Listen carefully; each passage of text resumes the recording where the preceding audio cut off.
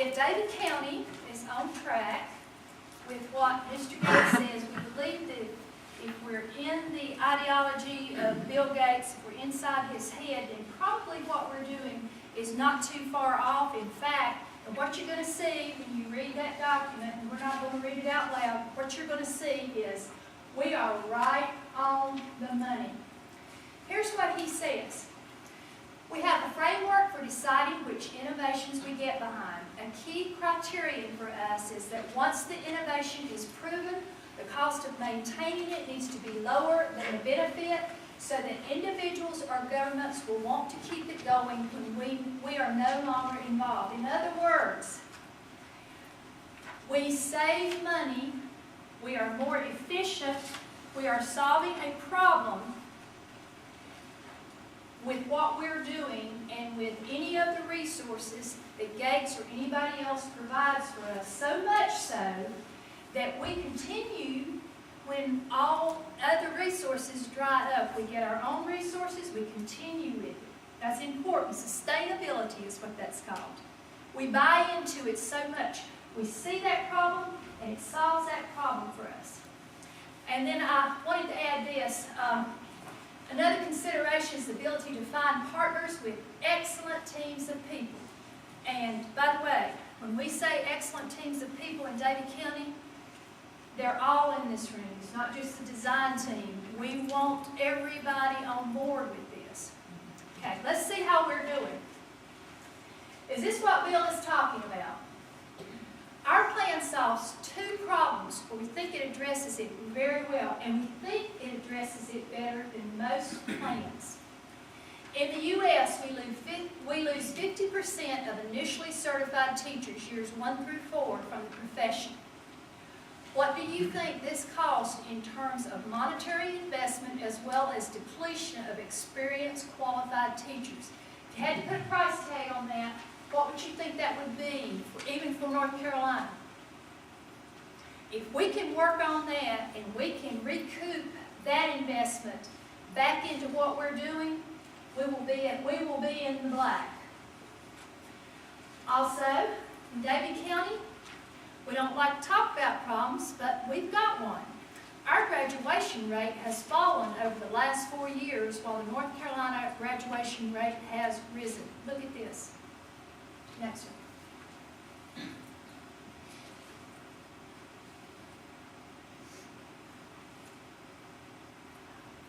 Now, if you can't think of any other reason to change what we're doing, you look at that graduation rate and you start generating an idea about why we lose, and it's about 3 out of 10 students that never graduate. Is it they're not motivated, not engaged? Is it the way we deliver instruction? We think it is. And we think we have a solution, or at least part of the solution. When we go to the website, we're talking about, and let me say what we came up with. I show you this chart because, and it says up at the top, Sarah, we're not up at the top. It says this is the framework of what we're going for. We want to redefine the teacher. No, up at the top of that chart. Yeah, redefining the teacher. All right. What does this teacher in that classroom that I showed you, what does that teacher do? They create and execute integrated lessons across curriculum areas in collaboration with other teachers, instructors, community resources.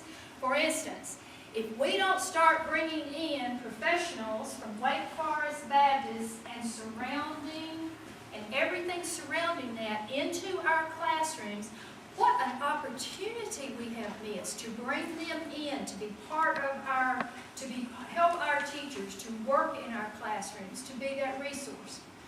We need instruction that is relevant, differentiated, problem and project-based with aligned, meaningful assessments, measures of student success. If you think that the tests that are administered by North Carolina are the most wonderful assessments of what a student really knows. Think again.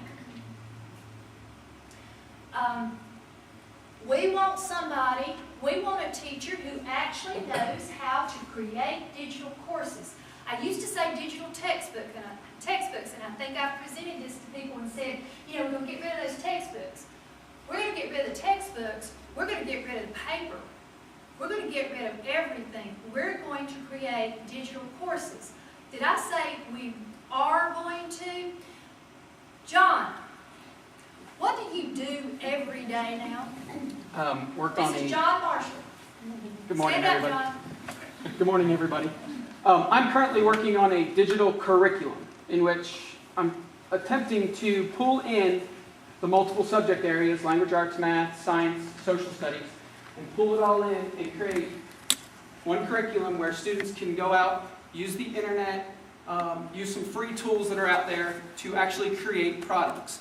Using the smart software that we already have, but also looking into other things and going above and beyond into virtual worlds and all those things that are out there that could be an incredible learning experience for anyone and going beyond what just tech says, hitting all those learning styles. And John is one of the Nevin Masters who's worked on that, but they are all getting the skills. Some of them have worked on chapters, units. This is something that our teachers are doing.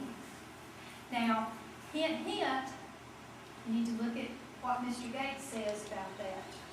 You're able to read that. We also want somebody who can deliver in a variety of technologies, clearly defined systems of teacher support and mentoring. We're not doing enough. Our principals are doing the best job they can do to help our teachers, but it takes all of us to center in on the classroom.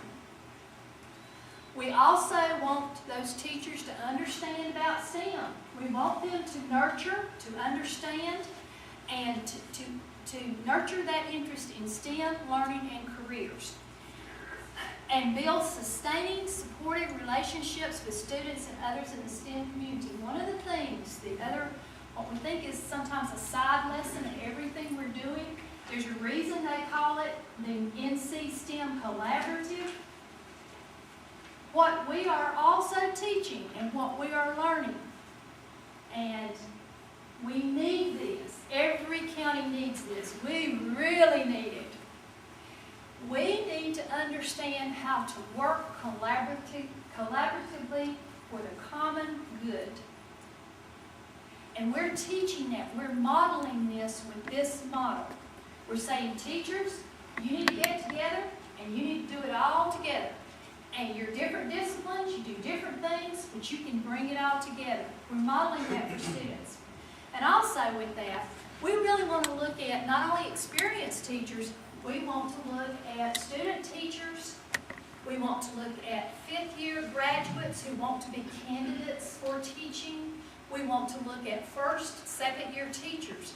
If we're going to really make these changes, we've already started with our Nevin Masters, our experienced teachers, some of our brightest and best.